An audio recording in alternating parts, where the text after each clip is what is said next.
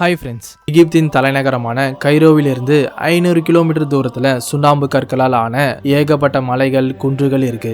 இந்த இடத்தை வேலி ஆஃப் த கிங்ஸ்னு சொல்லுவாங்க. இந்த பள்ளத்தாக்கில் எத்தனையோ மர்மங்கள் மறைஞ்சிருக்கு. அந்த மர்மங்களை டீகோட் செய்ய கடந்த 200 வருஷங்களா இந்த வேலி ஆஃப் கிங்ஸ்ல ஆராய்ச்சிகள் நடந்துகிட்டு இருக்கு.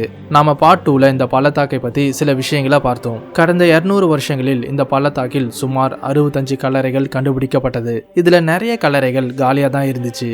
ஒரு காலத்துல இந்த பள்ளத்தாக்கில் விலையுயர்ந்த பொக்கிஷங்கள் இருந்ததாகவும் காலப்போக்கில் அது திருடர்கள் கொஞ்சம் கொஞ்சமா கொள்ளையடிச்சாங்கன்னு சில வரலாற்று ஆசிரியர்கள் சொன்னாங்க.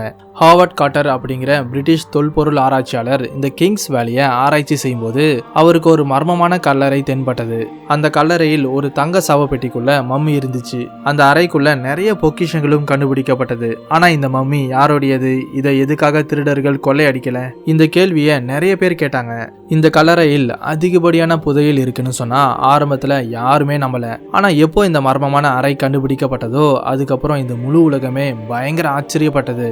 இந்த அறையில் கண்டுபிடிக்கப்பட்ட மம்மியின் உடலை DNA டெஸ்ட் பண்ணதுக்கு அப்புறம் அந்த ராஜா இருக்கும்போது அவருக்கு வெறும் 18 வயதுன்னு தெரிய வந்தது. அதே போல இந்த ராஜாவின் டிஎன்ஏவை வேற ஒரு மம்மியின் DNA உடன் மேட்ச் செய்யும் போது பக்கத்துல இருந்த இன்னொரு கல்லறையில் இந்த ராஜாவின் அப்பாவோட மம்மி இருந்துச்சு. அதே போல இன்னும் கொஞ்சம் பக்கத்துல தாயின் உடல் கூட கண்டுபிடிக்கப்பட்டது. இந்த ராஜாவின் பெயர் டுட்டுன்காமுன். டுட்டுன்காமுன் 8 வயதா இருந்தப்போ தன்னோட அப்பா இறந்ததால சின்ன வயதிலேயே ராஜா ஆனாரு. ஆனா டுட்டுன்காமுன் ராஜா வெறும் 10 ஆண்டுகள் மட்டுமே ஆட்சி செஞ்சாரு.